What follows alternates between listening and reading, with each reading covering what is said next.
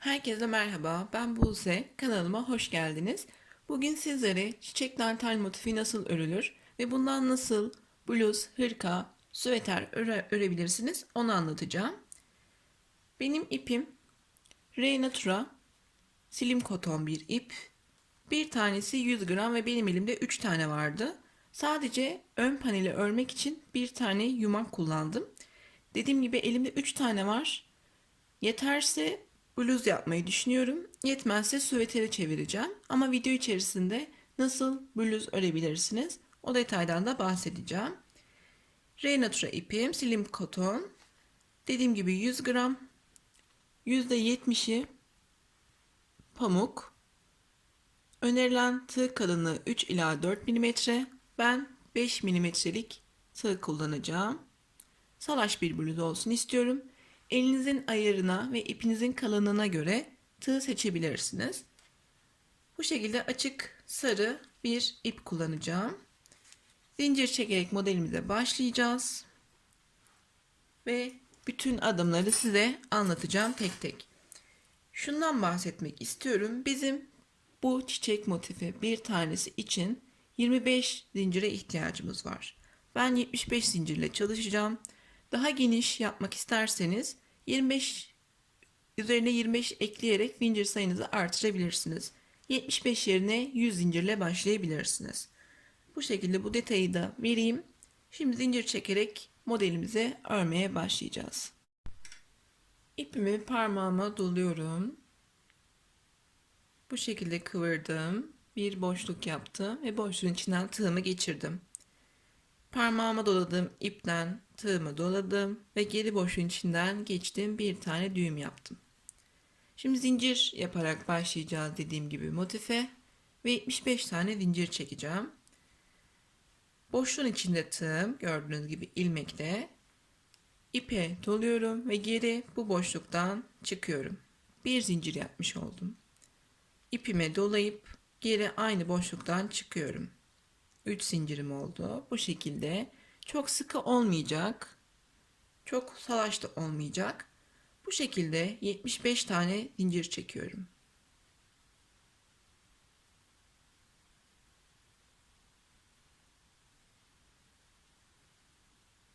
75 zincirimi tamamladım. Üzerine 2 zincir daha çekiyorum. İkili trabzan yapacağım. 77 zincirim var. 75. zincirime batacağım. Yani geriye doğru 1, 2, 3 zincir sayıyoruz ve üçüncüsünün içerisine ikili trabzan yapacağız. İkili trabzan yapmak için tığımın başına bir kere doladım. İlmeğime batıyorum ve tekrar ipi dolayıp aynı delikten çıktım. İlmek çıkardım. Tığımda şu an 3 tane ilmek var. İpi doladım. Önce ikisini ördüm. Daha sonra tekrar dolayıp geri kalan 2 ilmeği ördüm. İkili trabzan yapmış oldum. Tekrar tığımın başına doladım. İlmeğe battım ve 3 ilmeğimin önce ikisini daha sonra ikisini örüyorum. Bu şekilde sıra sonuna kadar 75 tane ikili trabzan öreceğim.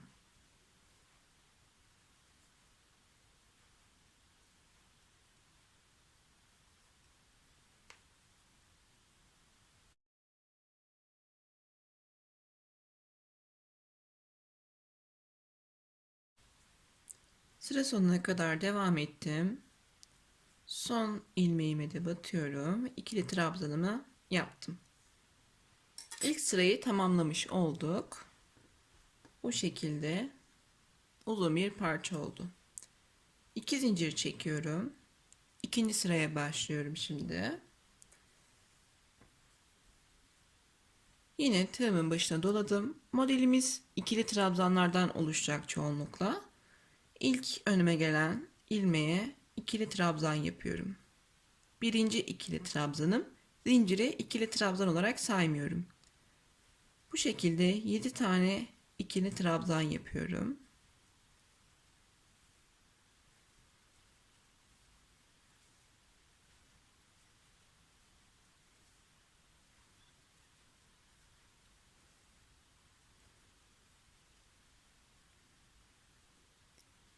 Yedi tane yaptım. 2 zincir.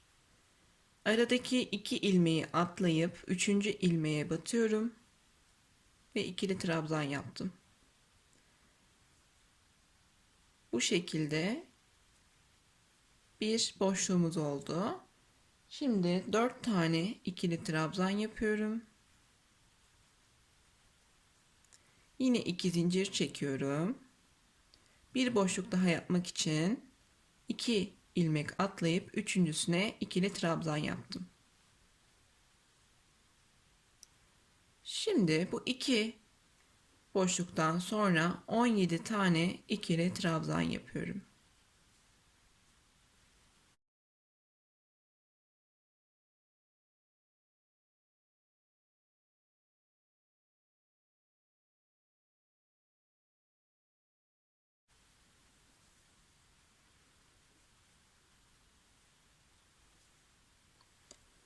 On yedinci ikili trabzanımı yaptım. 2 zincir çekiyorum. Tekrar 2 ilmek atlayıp üçüncüsüne ikili trabzan yapıyorum. Böylece bir boşluğumuz oldu. 3 tane daha ikili trabzan yapıp 4'e tamamlıyorum.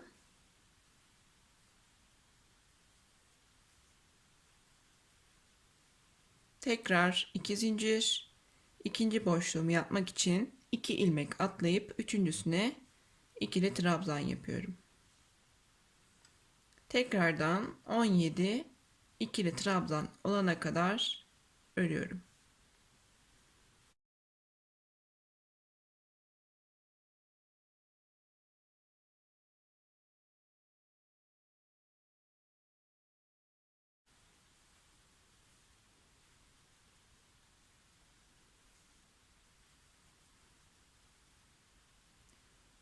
On yedinci ikili trabzanımı yaptım. 2 zincir çekiyorum.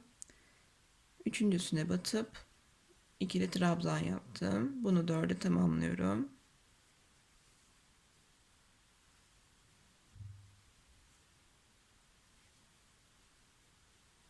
Tekrar 2 zincir boşluk yapmak için 3. ilmeğe batıyorum.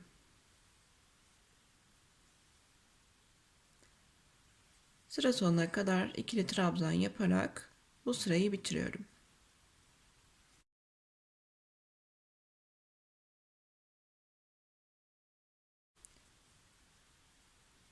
10. ikili trabzanımı da yaptım ve sıramı bitirmiş oldum. Buradaki zincirde çalışma yapmıyorum. Eğer siz başlarken bu noktada benim gibi aynı ilmekte batmaz, yan taraftaki ilmeğe batarsanız döndüğünüzde zincire de batıp ikili trabzan yapmanız gerekecek. Yoksa ilmek sayınız azalacaktır. İkinci sırayı da bitirdik. Dediğim gibi 10 tane ikili trabzanla bitirdim. 2 zincir çekiyorum. 3. sıraya başlıyorum. Yine aynı noktadan ikili trabzan yaparak başlıyorum. Toplam 7 tane ikili trabzan yapıyorum.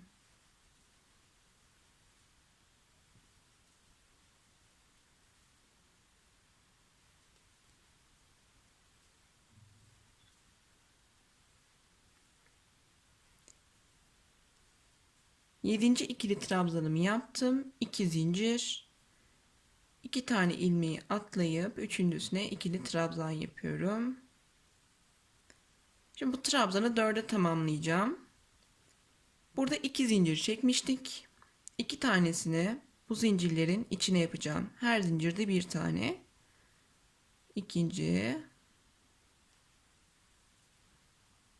üçüncü ikili trabzanım ve dördüncü ikili trabzanım. Direkt boşluğun içerisine de batabilirsiniz. Ama böyle daha düzgün duruyor bence. 4 tane ikili trabzanımı yaptım. 2 zincir. Önümdeki 2 ilmeği atlayıp üçüncüsüne ikili trabzan yapıyorum. Yine boşluğun içinde 2 tane olan zincirime birer tane ikili trabzan yapıyorum. Dördüncü ikili trabzanımı da yaptım. 2 boşluğumuz oluştu. Bu sırada 3 boşluğa ihtiyacımız var. Tekrar 2 zincir çektim ve 2 ilmek atlayıp trabzanımı yaptım. Şimdi 11 tane ikili trabzan olana kadar örmeye devam ediyorum.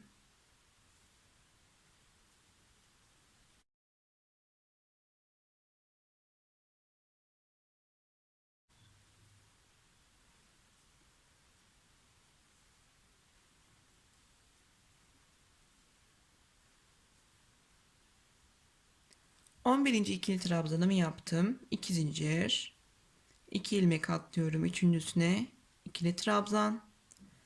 Bunu 4'e tamamlayacağım. Boşluğun üzerindeki zincirlerde birer tane, yandaki trabzanda da bir tane yaptım ve 4'e tamamladım.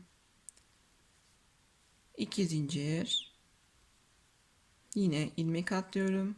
Dediğim gibi bu sırada benim üçer tane boşluğa ihtiyacım var. Bu şekilde sıra sonuna kadar bunu devam ettireceğim. Dördüncü ilmeğimi de yaptım.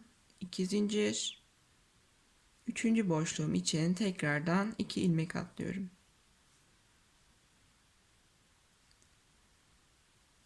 Şimdi 11'e tamamlayacağım. İlmek sayımı devam ediyorum.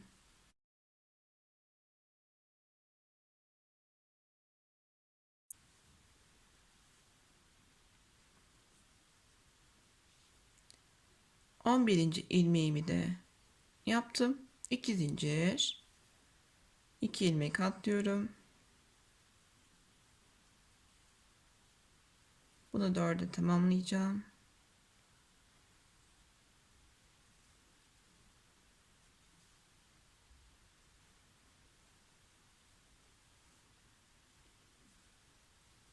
Tekrar 2 zincir, 2 ilmek atlıyorum.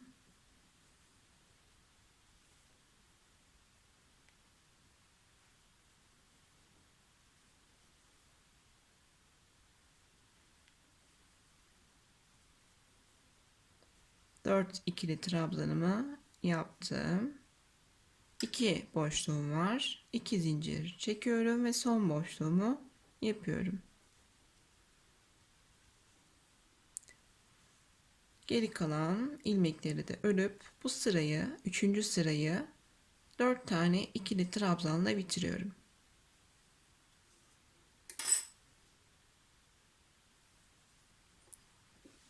Bu şekilde görünüyor. 3 sırayı ördük. Dediğim gibi her 25 zincir bir motifi oluşturuyor. Bu sırada artık çiçeğin yapraklarını yapmaya başlayacağız. Dördüncü sıradayım. 2 zincir çektim ve yeni sırama başlıyorum. İlk ilmeğimi yaptım. İkili trabzanımı yaptım. 2 zincir çekiyorum. Boşlukla başlayacağım bu sırada. 2 ilmek atlayıp boşluğumu yaptım. 4'e tamamlıyorum burayı.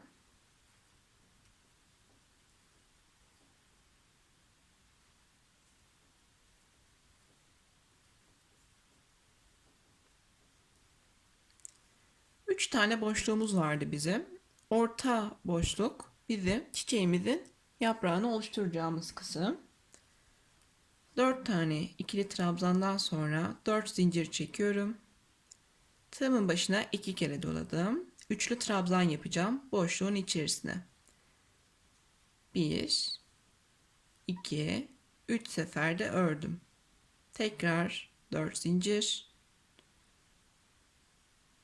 Bakın bu şekilde görünüyor.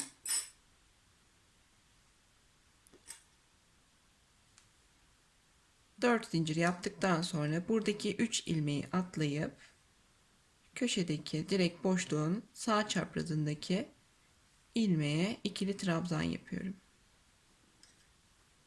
Yine 4'e tamamlayacağım. Boşlukta 2 tane.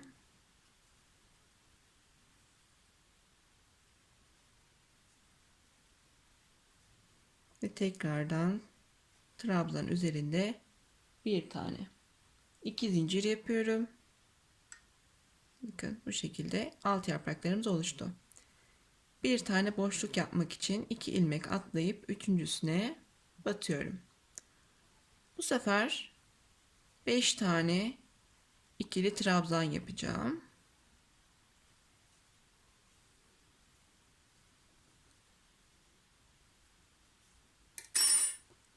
Buranın 5 olma sebebi kafa karışıklığı olmasın. 17, 11, pardon şu alt yok. 17, 11 ve 5. Yani şu aralardaki 4 ilmeklerle alakası yok bu kısmın. Tamamen desenin devam etmesi için. 5 ikili trabzandan sonra ilk boşluğumu yapacağım. 2 zincir çektim ve 2 ilmek atladım. Ve bunu yine 4'e tamamlıyorum.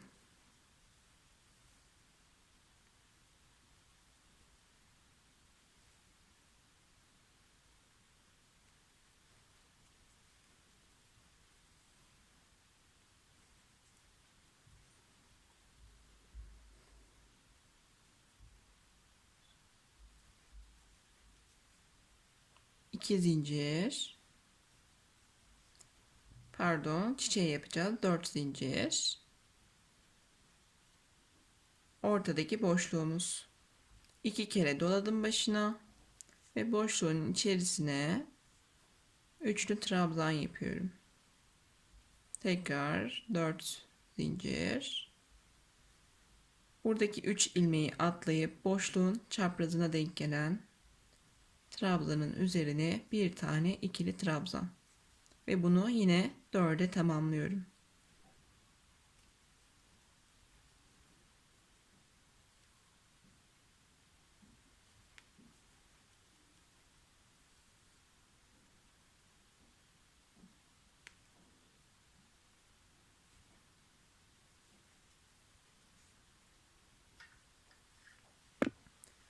Bu kısımda yaptığımız gibi alt çiçek yaprağından sonra 4 ikili trabzan yapıp sonra 5 yapmıştık.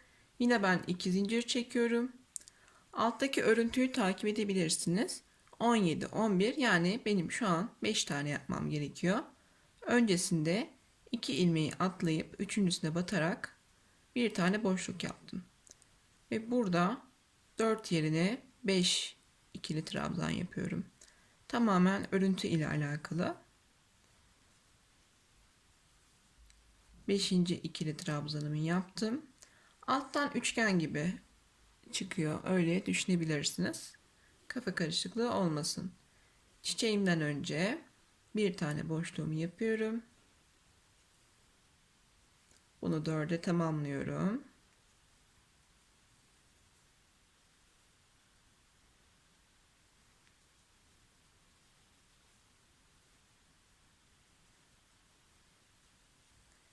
Dört zincir çekiyorum. Tığımın başına 2 kere doladım. Ortadaki boşluğun içerisine üçlü trabzan yapıyorum. 4 zincir. Buradaki 3 trabzanı atlayıp dördüncüsünün içerisine ikili trabzan. Boşlukta da yine 2 tane.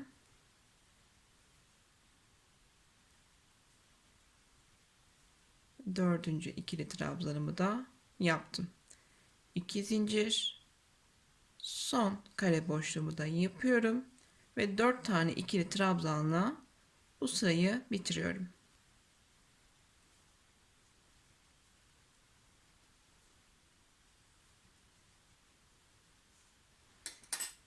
Şu an 4. sırayı bitirdik ve bu şekilde görünüyor. Bakın. Şimdi yeni sıraya geçeceğiz. 1, 2, 3, 4. 5. sıradayız şu an. 2 zincir çektim. İlk boşluğumla başlayacağım.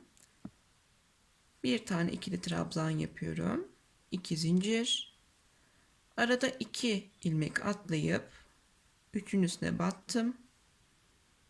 Ve bunu 4 ikili trabzan olana kadar örüyorum.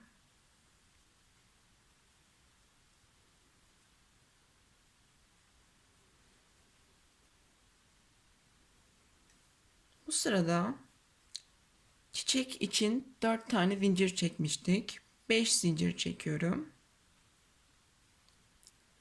Ortadaki üçlü trabzanın sağında ve solunda birer tane sık iğne yapacağım. Yani toplamda 3 tane sık iğnem olacak. Üçlü trabzanın sağına bir tane sık iğne, üçlü trabzanın tepesine bir tane sık iğne ve sol ilmeğine bir tane sık iğne.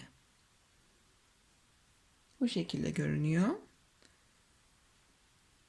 Tekrar 5 zincir çekiyorum.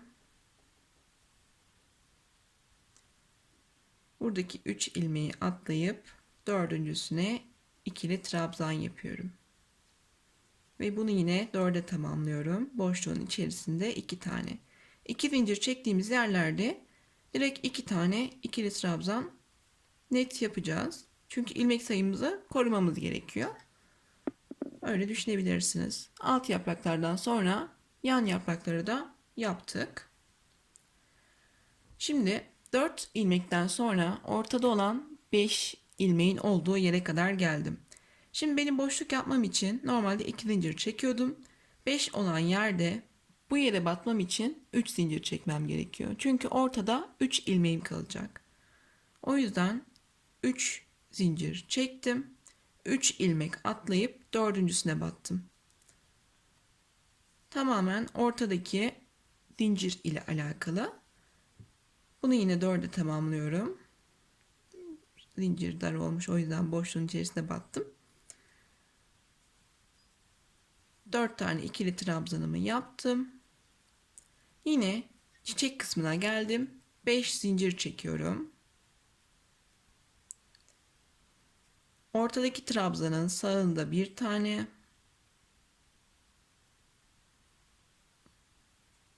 sık iğne yapıyorum. Trabzanın üzerine bir tane ve solundaki zinciri biraz küçük yapmışım. Zincirin içerisine de bir tane. Bu şekilde. Sıra sonuna kadar bunu devam ettireceğim.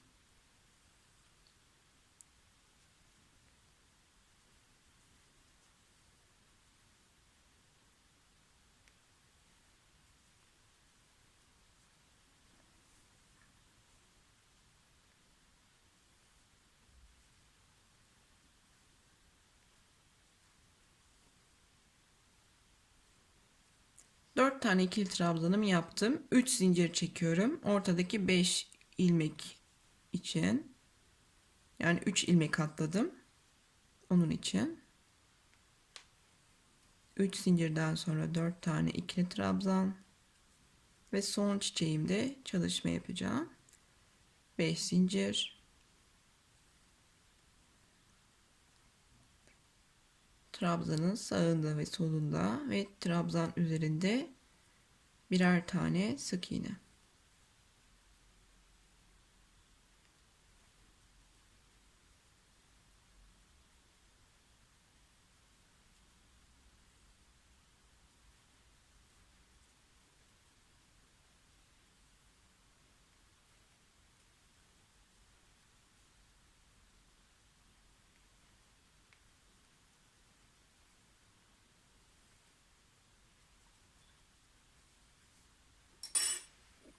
Bu sırayı da 4 ikili trabzanla bitirmiş oldum. Şu an bu şekilde görünüyor.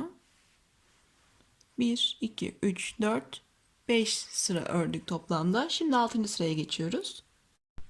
6. sıramıza başlarken yine 2 zincir çekerek başlıyoruz. Örgümü çeviriyorum. İlk ilmeğe bir tane ikili trabzanımı yaptım. Bir önceki sırada 5 zincir çekmiştim. Şimdi direkt 6 zincir çekerek örgümü devam ettiriyorum. 6 zincir yaptım. Ortada 3 tane sık iğnemiz vardı. Şimdi bu 3 sık iğnenin sağında bir, solunda bir tane daha sık iğne yaparak 5 tane sık iğneye çıkaracağım. Sağındaki zincire batıyorum ve bir tane sık iğne yaptım. Ortadaki 3 tane sık iğnenin üzerine de birer tane 5 tane olması için bir tane de solda. İlk sıramıza bu şekilde başlamış olduk. 6 tane zincir çekiyorum.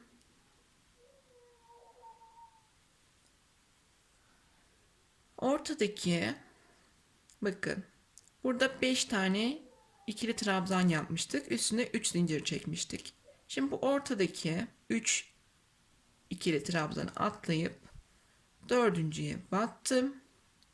Şimdi burada 3 zincir olduğu için bunu benim 5'e tamamlamam gerekiyor. Bu sırada 5 tane ikili trabzan örüyorum. 3 zincir olduğu için. Yine 2 zincir olan yerlerde 2 tane örmeye devam ediyoruz. Yine çiçek noktasına geldim. 6 zincir çektim. Ortada sık iğne yapacağım. 3 taneydi. Onu 5'e tamamlayacağım. Bir tane sağında. 3 taneyi aynı şekilde örüyorum. Ve bir tane solda sık iğne yapıyorum. 6 zincir. Yine bakın 5 tane olan yere geldik. Burada 4 tane var. Dördüncüsüne bir tane ikili trabzan yapıyorum. Ortada 3 zincir olduğu için ortada 3 tane ikili trabzan yapıyorum.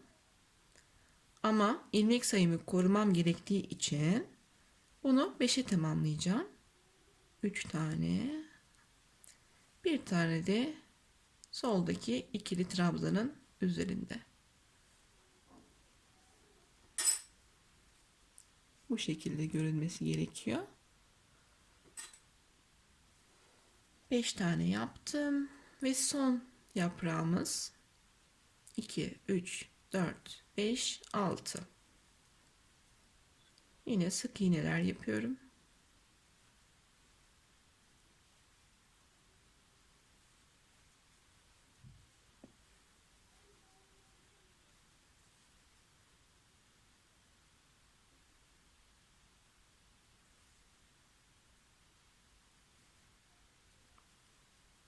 Beş sık iğneden sonra 6 zincir. Yine 4 taneyi atlıyorum. Ve bu şekilde 4'e tamamlayarak sıramı tamamlıyorum.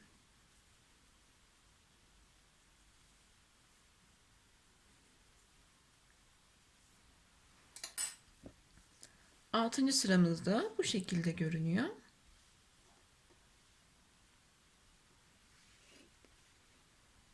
Çiçeklerimizin yaprakları iyice belirginleşti. Şimdi 7. sıraya geçiş yapacağız. 7. sıraya geçerken yine 2 zincir çekiyorum. 4 ilmekle bitmişti. İlkine bir tane ikili trabzan, 2 zincir yaptım ve tekrardan ikili trabzan yaptım. Şimdi 6. yapraktan sonra artık bu çiçeği daha fazla büyütmeyeceğim. Bu ortadaki 6 zincir çektiğimiz yerler en büyük yapraklarımız. Şimdi alt kısımda yaptığımız 5 zincirlik sırayı tekrarlayacağız. Daha sonra 4 zincir çektiğimiz yeri tekrarlayacağız. Şimdi ilk ikili trabzanımı yaptım. 4'e tamamlamak için 6 zincir vardı ya burada. Onların üzerinde çalışacağım. Yani 3 tane ikili trabzanımı bu zincirler üzerinde yapacağım. Böylece hem yaprağım da küçülmüş olacak. 5 zincir çekiyorum. 5. sırada 5 zincir çekerek yaptığımız sıradaki gibi 3 zincir 3 sık iğne yapacağım. Ortada 5 tane sık iğnem var. Sağ ve soldaki ilmekleri görmeden direkt ortadaki 3 sık iğne üzerine birer tane sık iğne yapıyorum. Tekrardan 5 zincir.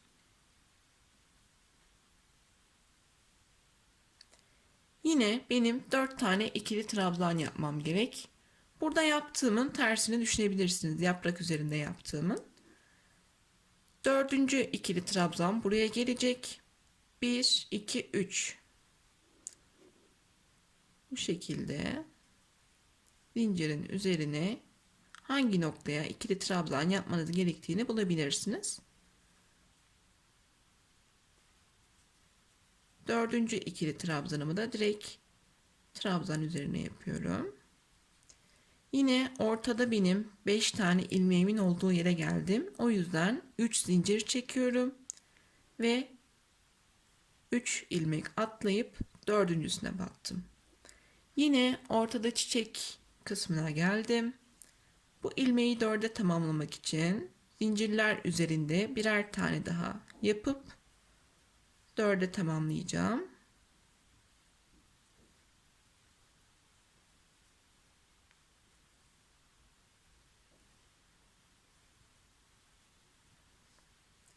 Beş zincir. Ortadaki sık iğneleri 3'e indireceğim. Sağ ve soldaki ilmekleri görmeden ortadaki 3 ilmeğin üzerine birer tane sık iğne. Bakın yaprağımız küçülmüş oldu ve alt kısımdaki ile aynı görünüyor. Sık iğneden sonra tekrardan 5 zincir çekiyorum. Yine yaprağımın sonundaki ikili trabzan 1, 2, 3, 4. Hangi noktaya yapacağımı bu şekilde buluyorum.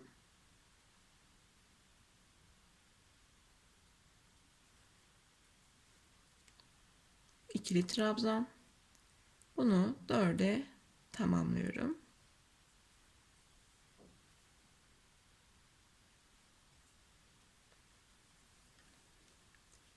Dördüncüyü de trabzanın üzerine yaptım. Ve yine 5 tane olan trabzanın olduğu yere geldim. 3 zincir çekiyorum. Ve 3 ilmek atlayıp dördüncüsüne battım. Yine yapraklar üzerindeki zincirdeyim. 3 tane daha ikili trabzan yapıyorum.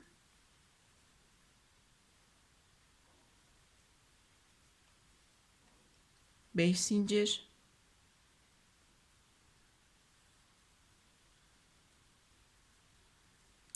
Ortadaki trabzan sık iğne üzerine 3 tane sık iğne yapıyorum.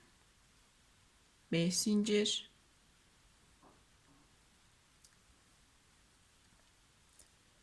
Zaten başlangıçta sıra sonunda bir tane ikili trabzan görünüyor. Bu zincir. Bunu baz alarak 1, 2, 3, 4. Dördüncü ilmekten geriye doğru trabzanlarımı yapıyorum.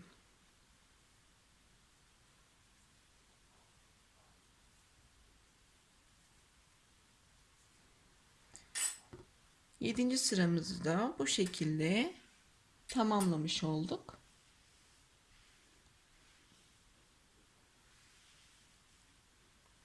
Şimdi 8. sıraya geçiyoruz. Yine 2 zincirle yeni sırama başlıyorum.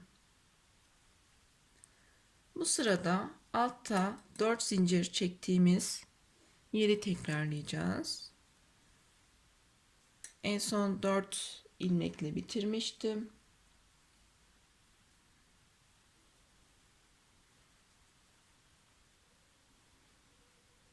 Bir tane ikili trabzan yaptım. 2 zincir, 2 ilmek atlayıp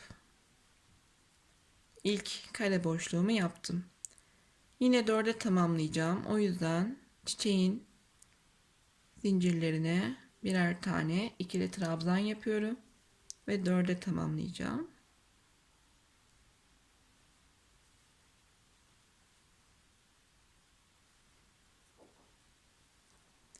Dört tane zincir çekiyorum. 2 kere tığımın başına doladım ve ortadaki sık iğnenin üzerine bir tane üçlü trabzan yapıyorum. 1, 2, 3, 4 zincir. Yine burada yaptığım gibi 4 tane ikili trabzan yapacağım. Birinci ikili trabzanım 2, 3, 4. Yine çiçeğin yapraklarında birer tane ikili trabzan yapıyorum.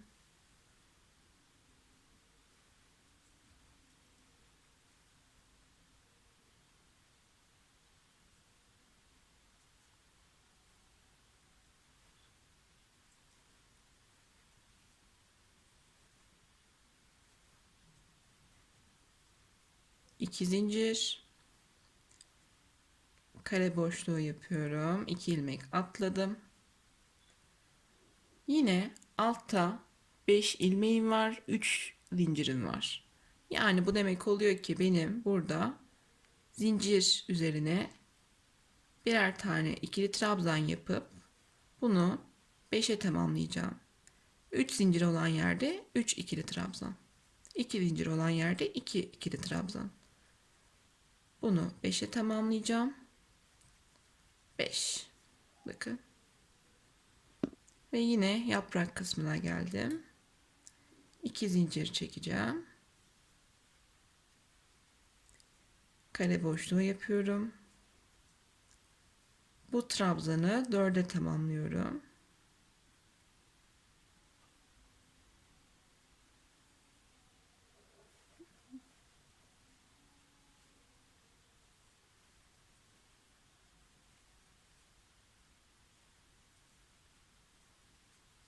Dört zincir. 2 kere doladım tığımın başına. Ortadaki 3 sık iğnenin ortadaki olanına bir tane üçlü trabzan. 4 zincir. Ve yine 4 tane ikili trabzan yapacağım. 1, 2, 3, dördüncü ilmeğim.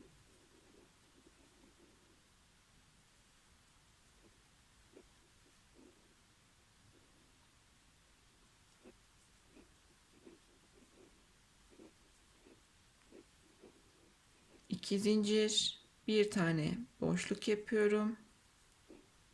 Ve yine 5 tane burada benim ilmeğim görünüyor. O yüzden 3 zincirim var ve 5'e tamamlıyorum.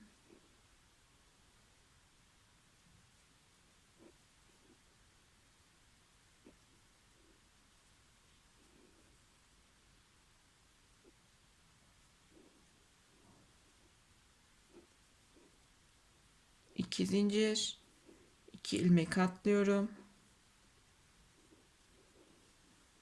Yine çiçek kısmına geldim. Bunu 4'e tamamlayacağım.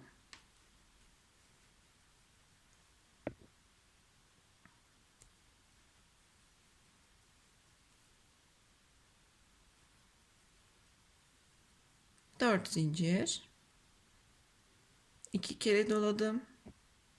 Ortadaki ilmeğe üçlü trabzan, 4 zincir ve yine 1, 2, 3, 4. 4 tane ikili trabzan yapıyorum.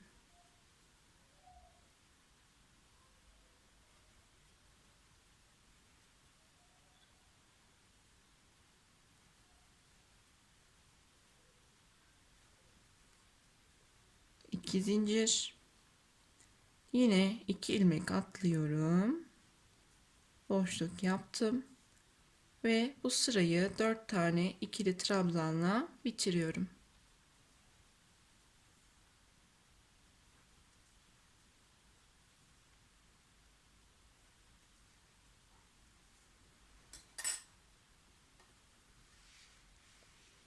Bu şekilde görünüyor.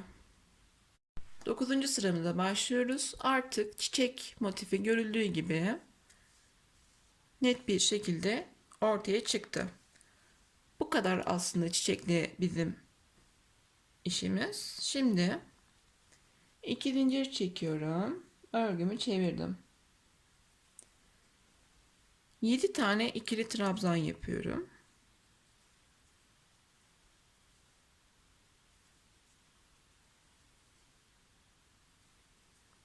Zaten 4 ile bitmişti. 4 tane yaptım. Boşluğum olduğu için 2 tanesi zincir içerisinde ve bir tanesi de trabzan üzerinde. 2 zincir çekiyorum. Boşluk yapacağım. 2 ilmek atladım. Yine bunu 4'e tamamlayacağım. 3 tanesi yaprak zincirleri üzerinde.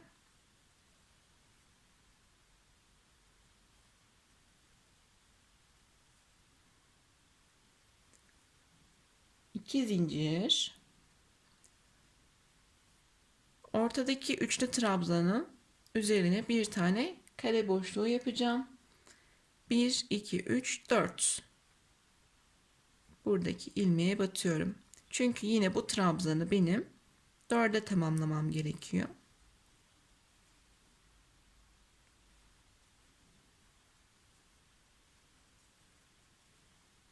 İki zincir. Şimdi bakın alttaki 17, 11, 5. Şimdi bu kısımda da aynısını devam ettireceğim örüntü olduğu için. 2 zincirden sonra bir boşluğu yaptım ve bunu 4'e tamamlıyorum.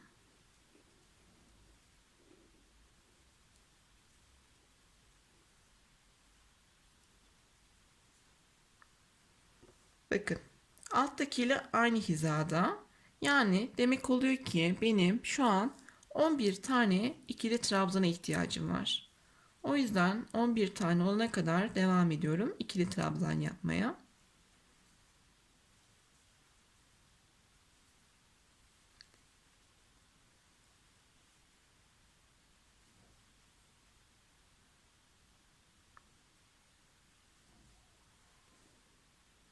Bir önceki sırada ben 6 tane yapmışım. Şu an fark ettim.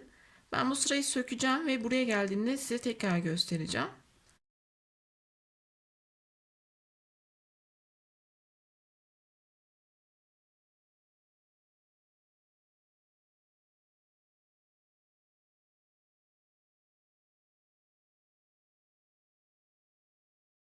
Yanlış ördüğüm yeri tamamladım ve ortadaki 5 ilmeğin olduğu yere geldim. Bu şekilde. Alttaki yapraklar öncesinde 3 kare boşluğumuz vardı. Yukarıda da aynı şekilde 3 kare boşluğumuz oldu. Ortada 5 ilmeğim var. Yani alt kısımdaki gibi bunu 11'e tamamlamam gerekiyor şimdi. 4 tanesini örmüştüm ve 7 tane daha ikili trabzan yapıyorum.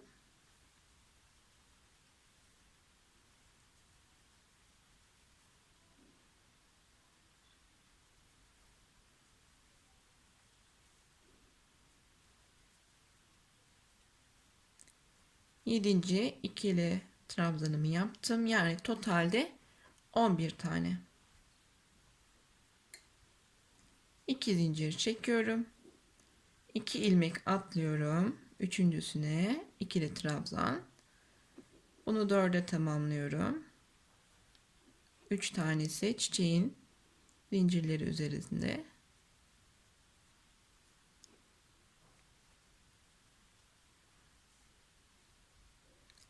İki zincir çekiyorum. Üçlü trabzanın üzerine bir tane kare boşluk yapacağım. 1, 2, 3, 4.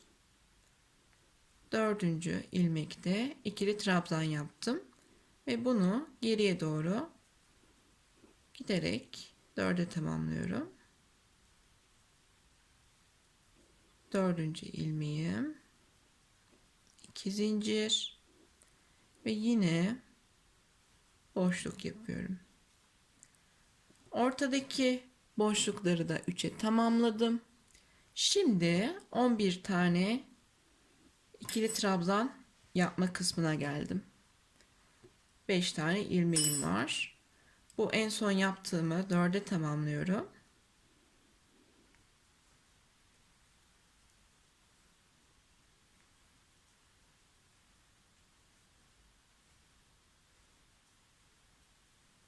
Ve geri kalan 7 ilmeğimi de örüyorum.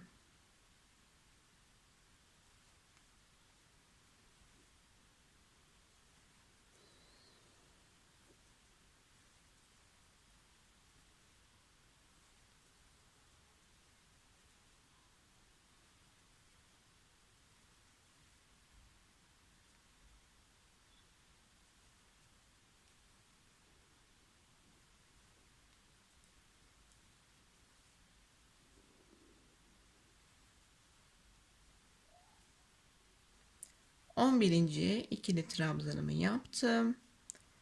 Bakın örüntü devam ediyor. Ve tekrar 2 zincir, 2 ilmek atladım. Bunu 4'e tamamlıyorum.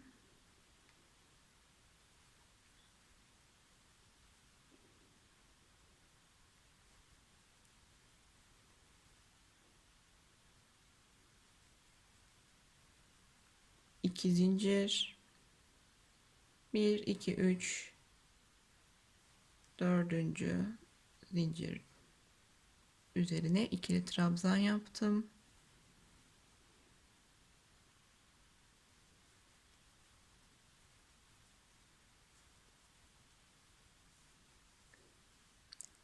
Üstte 2 karem var. Yani bir tane daha kare yapıyorum. 3'e tamamladım. Ve 4 tane ikili trabzan ile sıramı bitiriyorum.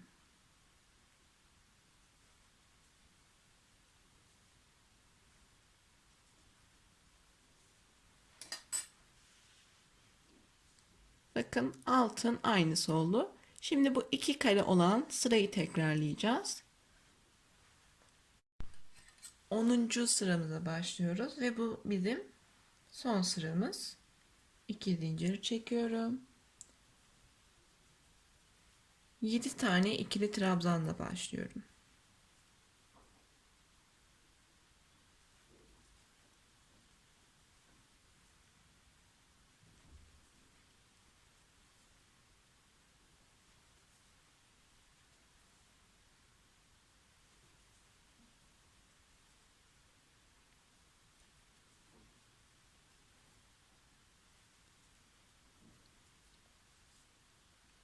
Yedi tane ikili trabzanımı yaptım.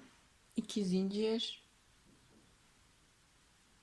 Arada 2 ilmek atlıyorum. Üçüncüsüne ikili trabzan yaptım.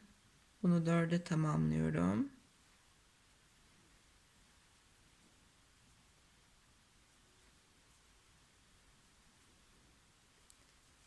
Bu sırada 2 tane kare boşluğa ihtiyacım olduğu için tekrar 2 zincir, tekrar boşluğun içerisine ikili trabzan. Bir önceki sırada 11 tane ikili trabzan yapmıştık. Başlangıcı hatırlarsanız 17 tane ilmek örmüştük. Yani bu demek oluyor ki bizim bu üçgen gibi görünen, bakın bu kısım 5, 11, 17. Yani ben 11'i ördüm. Şimdi bu 4 ilmeği 17'ye tamamlıyorum.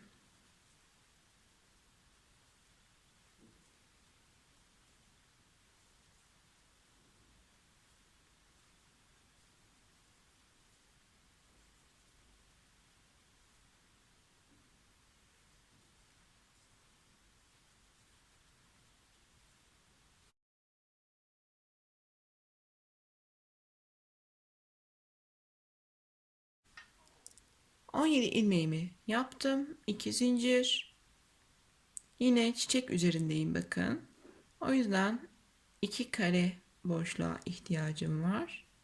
İlkini yaptım. Bunu 4'e tamamlıyorum.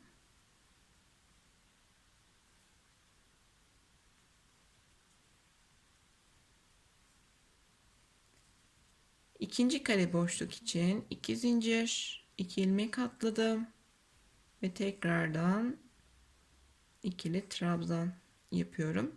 4 tane.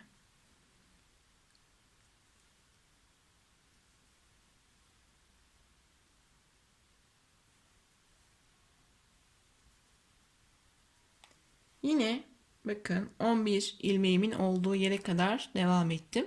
17'ye tamamlıyorum trabzanlarımı.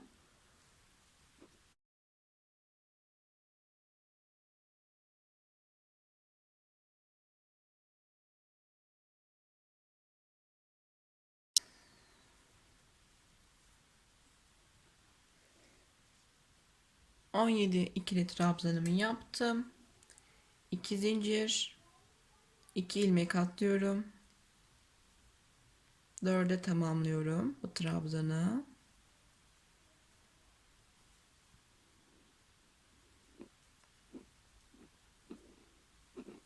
İkinci boşluk için tekrar 2 zincir, 2 ilmek atlıyorum. 4'e tamamlıyorum burayı.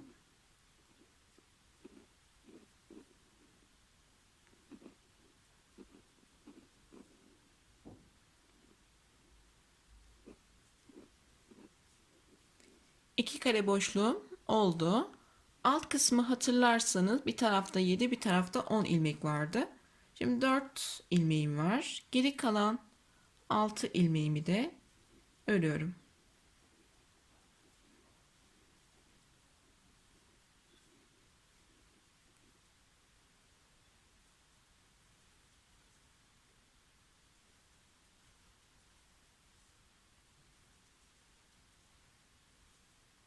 Son ikili trabzanımı da yaptım.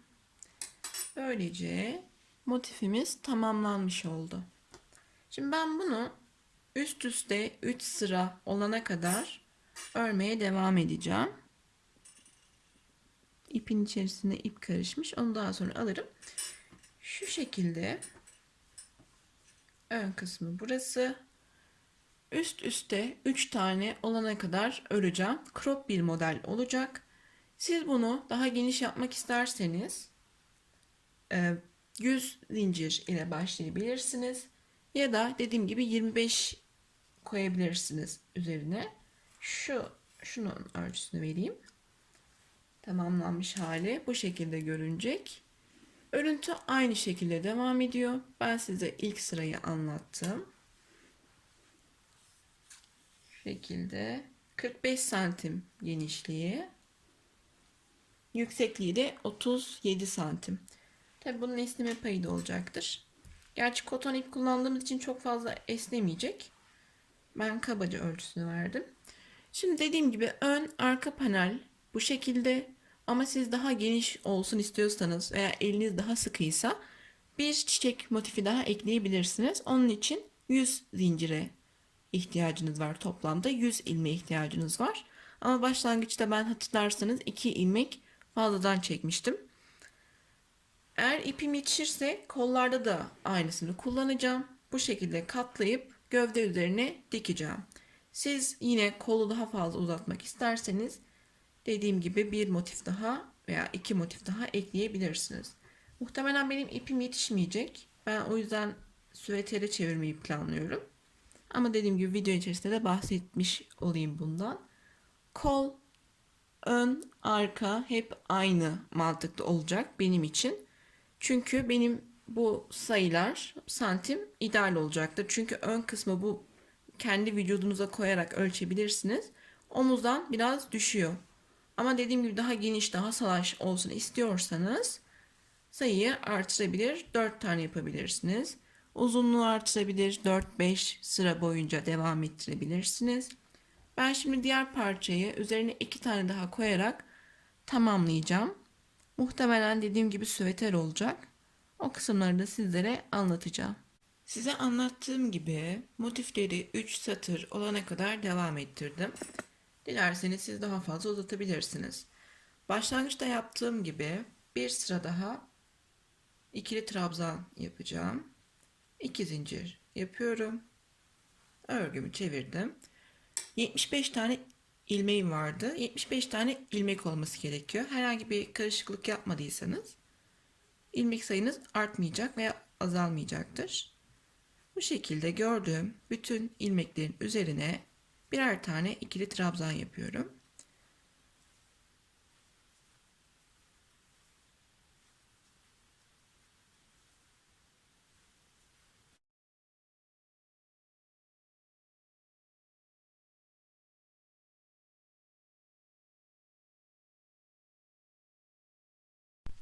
Sıra sonuna kadar devam ettirdim. İpimi koparmıyorum. Süveter yapacağım için direkt omuzlardan dikme ile başlamak istiyorum. Ama siz bundan bluz veya hırka yapacaksanız aynı ölçülerde anlattığım gibi örüp şu şekilde katlayarak gövdeyi kol olarak dikebilirsiniz. Ben sadece ön ve arka panel ördüm. Ve şimdi onları birbirine tutturacağım. Tersten dikiş yapacağım. O yüzden düz kısımlar birbirine bakacak şekilde yerleştiriyorum.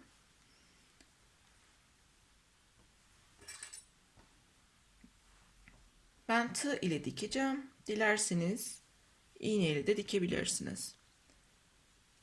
Üst kısım omuz detayına dikeceğim. Daha küçük bir tığ ile dikelim. Karşıda denk gelen yere batıyorum. İlmeği buraya geçiriyorum.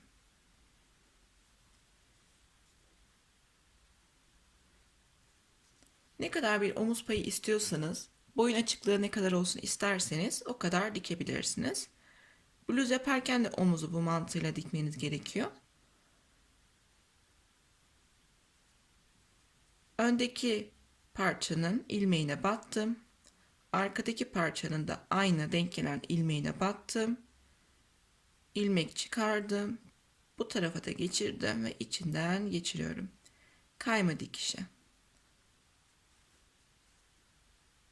İğneyle veya farklı bir yöntemle de dikebilirsiniz. Ben bu şekilde dikmeye devam ediyorum.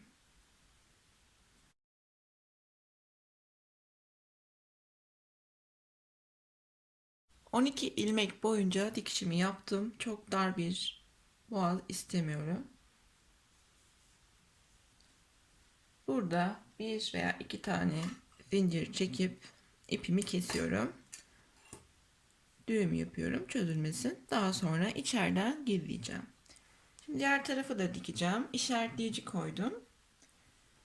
14 ilmek boyunca o tarafı da aynı yöntemle dikiş yapacağım. Bir tane düğüm yapıyorum.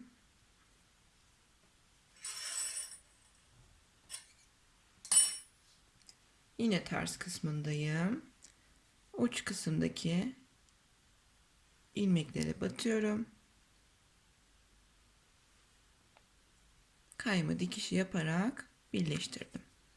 Geri kalan ilmekleri de kayma dikişiyle dikiyorum.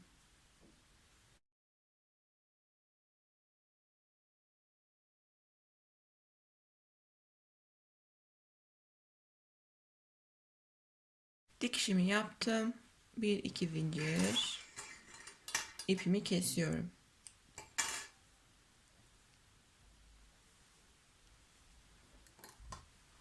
Benim 100 gramlık ipimden bu kadar kaldı.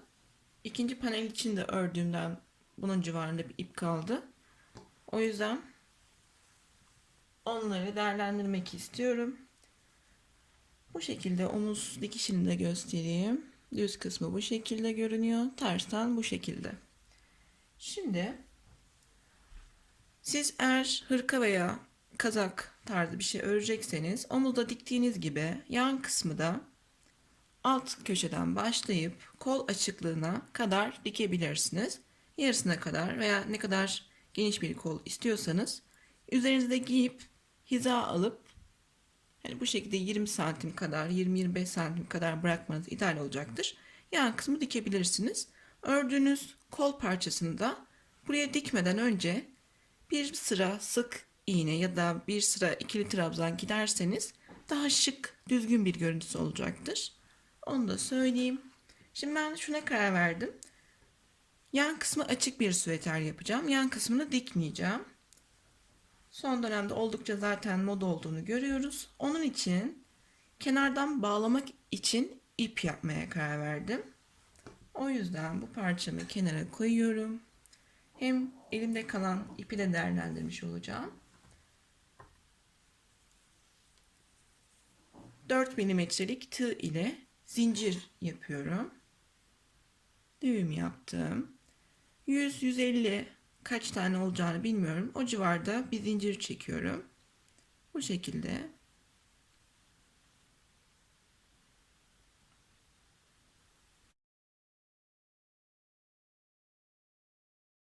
181 tane zincir çektim. Dilerseniz burada bırakabilirsiniz. Direkt zinciri bağlayabilirsiniz. Ben hemen yanındaki ilmeğe batıyorum. Doladım ve kayma dikişi yaptım. Daha düzgün bir görüntü olması için bu şekilde kayma dikişi yaparak sıra sonuna kadar gidiyorum. Hem daha şık hem de böyle daha sağlam bir görüntü olacak. Bu şekilde sıra sonuna kadar kayma dikişi yaparak 180 ilmeğimi bu şekilde öreceğim.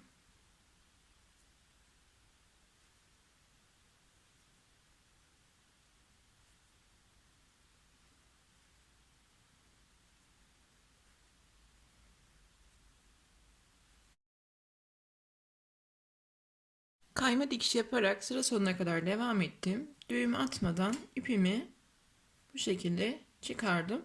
Daha sonra iğne ile içinden gizleyeceğim.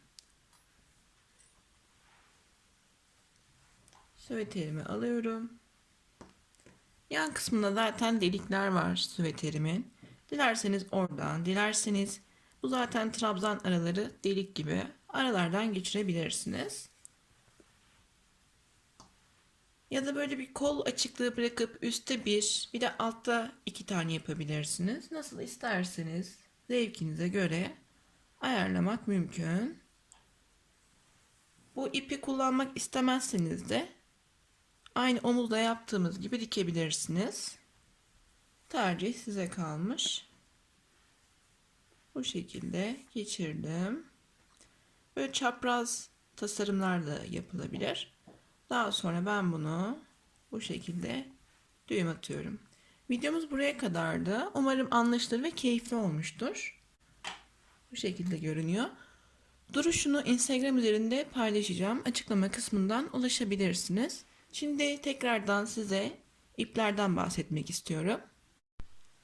Ben bu ipi kullanmıştım. Reynolds'un Slim Cotton 3 tane olduğunu söylemiştim. 2 tanesinin tamamı bu süveter için yeterli oldu. Bluz veya hırka örmek istiyorsanız 400 gram yani 4 tane ipe ihtiyacınız var. 100 gramı 150 metre bir ipti. Eğer bu iple örmek istiyorsanız Saturday Hobby hesabından ulaşabilirsiniz ipe. Farklı dokulardaki iplerle de örmek mümkün. Diğer ipimi de buraya bu şekilde bağladım. Bu da burada, onu da düzelteceğim. Umarım anlaşılır ve keyifli olmuştur. Buraya kadar izlediyseniz videoyu beğenmeyi ve kanalıma abone olmayı ihmal etmeyin. Bir sonraki videolardan haberdar olmak için bildirimleri açabilirsiniz. Hoşça kalın.